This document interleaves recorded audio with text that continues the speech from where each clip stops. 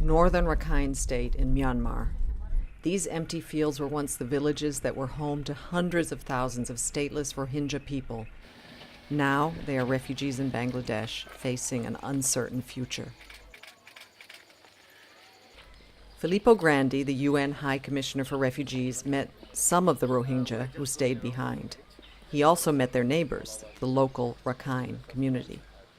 In their day-to-day lives, people have some very basic needs that the present situation doesn't allow them to fulfill. I'm talking about the Rohingya, the Muslim community in northern Rakhine. In particular, the ability to get out from a situation like this, an IDP camps, and go fishing or go and work in the fields. Even the Rakhine community, the other community, said that with all the Muslims, all the Rohingya having left to Bangladesh, or many of them, there is no workforce to work in the fields.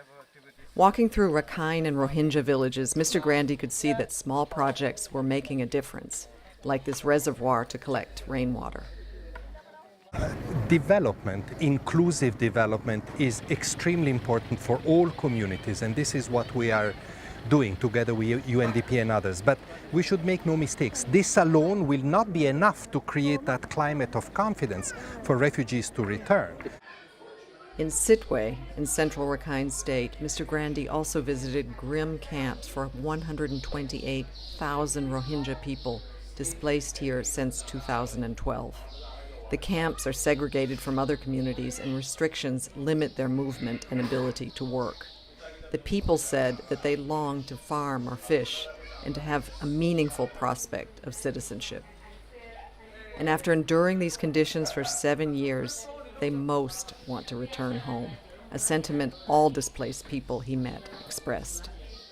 It is also extremely important that refugees and the displaced people, both, including the newly displaced, are allowed to return when it is possible to their places of origin. And if they go to a different place, it has to be a place of their choice.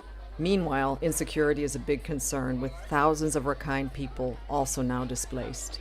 Here at this Buddhist monastery, some found sanctuary after fleeing recent clashes. They made a plea for peace and to return home.